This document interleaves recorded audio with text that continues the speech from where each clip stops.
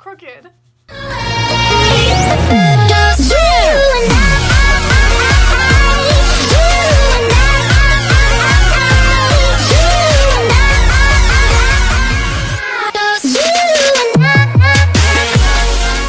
Good morning, everyone. Welcome back to my channel. I'm here today with my wonderful, wonderful friend, Sarah.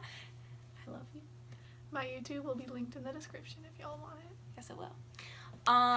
We had a big day today. I had my first ever GI appointment today at Cleveland Clinic, and in my opinion, it went pretty well. Yeah, it was pretty good for the first appointment. Yeah, it definitely was good. I absolutely love my doctor. He, knew what he was doing. Yeah, he knew what he was talking about and what the cause could be. Yeah, and he, explained. He went into detail, and he was like, this is what we're doing. This is our plan. We're not, he wasn't one of those doctors that was like, we're gonna do this, and then we'll come back and see what happens. He had everything planned out. So, if this was negative, we'll do this. If this is negative, we'll do this. If this is positive, we'll do this. It was a good appointment because he, was ready and knew what to do. Sarah was more involved in the appointment than I was. Just a little. I was really out of it, so I'm letting you update. I'm updating? Okay. Yeah. So basically, let's start with on the car ride there. We were talking about how Grace has never went under general anesthetic for nothing, not even a scope or anything. And for anyone out there who has gastrointestinal issues, you know that having an endoscopy or a colonoscopy is but something you get used to having because it helps you know stuff, know what's going on in your body, how to treat it, and possibly how to fix it. And she's like, no, I'm never going under general anesthetic, not gonna happen. So we got into the appointment and everything, and the lady who checked us in and took her vitals was very nice. So we got to the room, and the doctor came in, and really they fast. It was really fast, which was very nice. We weren't waiting around. Yeah.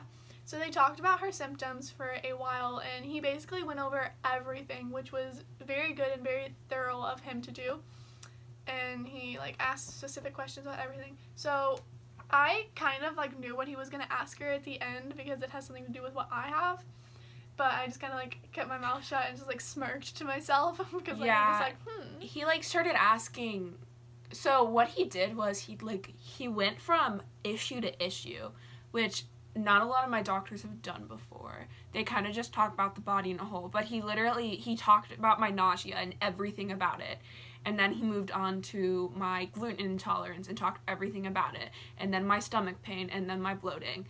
And it went from this to this, and then afterwards we kind of just talked about what issues I've been having with swallowing and stuff.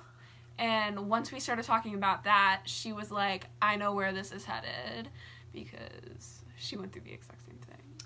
So after he got all the information from her and everything he needed to know, he checked her stomach to make sure she wasn't in an emergency setting. Yeah. So he started talking to her. And what they first want to do is they want to scope her and do an endoscopy to make sure that he threw out the word esophagitis, which, if you don't know what that is, it basically just means swelling of the esophagus, which can be caused by multiple things. I personally have been diagnosed with eosinophilic esophagitis, meaning my throat attacks itself. So that's fun. So I kind of knew what he was going towards when he was asking her questions about her swallowing and everything, because those are the kinds of questions. It's not a surprise that he brought it up, but yeah, it's good that he brought it up and he's going to take action. So they're doing an upper scope to either confirm or rule out esophagitis, either caused by reflux or eosinophilic. And for celiac disease, too. There's in there. Yeah, sorry. I'm sorry. Celiac disease, and they're checking her for gastritis. which is swelling of the stomach.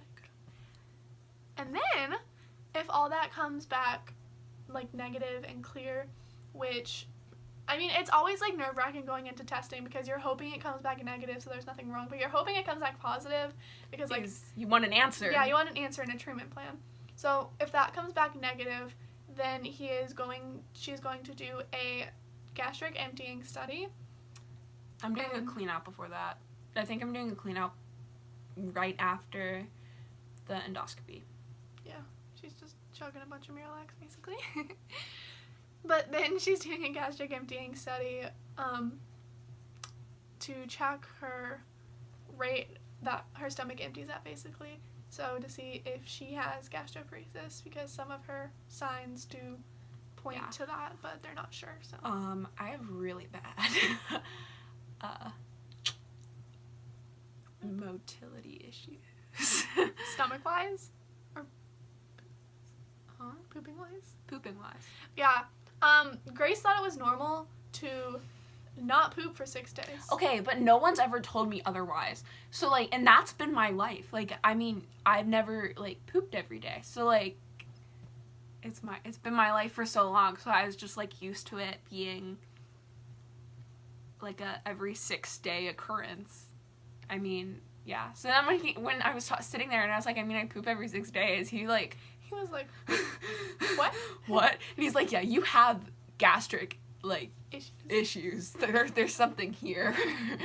So I'm talking like it was my appointment, but I was overall extremely pleased by... When we left that appointment, we were all like, that was probably one of the best appointments I've ever been to. Also, I literally halfway through, I just said, thank you for not saying it was anxiety. Because, I mean, as a community, everyone gets that so much that when we go to a new doctor, it's kind of like, this is what they're going to say. And it's, like, you can just assume that they're going to say that. He didn't, which was so nice.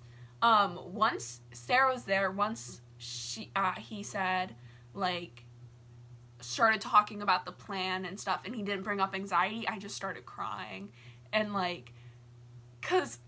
Personally, I've been dealing with this for a while, and I've been told it was anxiety for so long that I was like, well, maybe I am just, like, overreacting or something. But then he literally looked at me, and he's like, no, like, there's something wrong. You were right.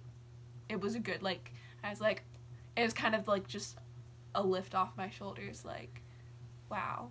Yeah, it's always extremely, like, gratifying to have reassurance like that. Oh, yeah. Especially from a doctor, someone who has medical training.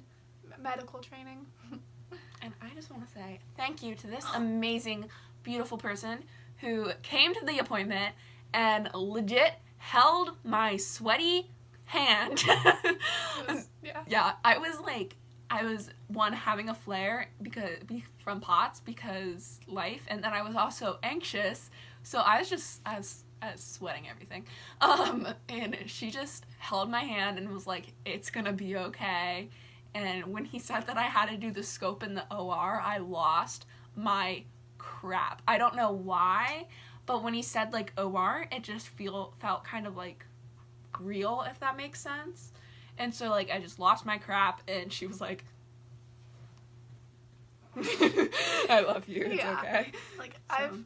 I've had all my scopes done in the OR, so yeah, like, the first thing I told her, I'm just like, you're gonna be asleep. Yeah. So once you are put out, like, getting the anticipation building up to being put to sleep is probably the worst. But after that, you get a really nice nap. I just want to know, I've never been under general, so I don't know what it's like. Like, do you dream? I don't know. I don't remember. I don't. Okay. And when you wake up, sometimes they feed you some apple juice in a sippy cup. Yeah. Honestly, I'm really excited to see videos of me coming out of anesthesia because I don't know what I'm going to say. And I've been, like, on pain meds before, and I did not have a filter. So I'm actually really excited. And that's, like, what I'm excited about. Oh my gosh. And all of you guys will see all those videos of that entire day. Yeah. Yeah. But it's coming up. It's in 2 weeks. Now looking back, I don't know why I wanted it to be so soon. You'll be fine. Yeah. They were like, we'll schedule it for May 6th. And I was like, if we schedule it May 6th, I will lose my crap for the next, like, month. It's April 11th now. So, yeah. That's how our day was. Yeah, that was our update. This is not going to be edited very well. Some parts might be, but other than that, yeah. I really just don't want to edit. Comment down below and tell us how your day has been, because also, that's interesting. If you have, like, any general anesthesia stories that you want to share. Yeah, we might even share some next time, so. Yeah, we'll definitely do that, like, the day of the scope. Yeah. I'm like... Anesthesia horror stories. Yeah, basically. That's what we're going to do. So share that. Also, if you've ever been on, what is it? Bentyl? Ben? I don't know. There's... I will insert the word right Yeah. here. If you've ever been on this, comment down below, because it didn't work. It didn't work yeah, for it didn't her. work for me. It didn't work for my other friend. So we want to see if it has worked for anybody. But yeah, thank you for watching. That was our update. I love you guys so much, and please subscribe. All right, Bye. bye y'all.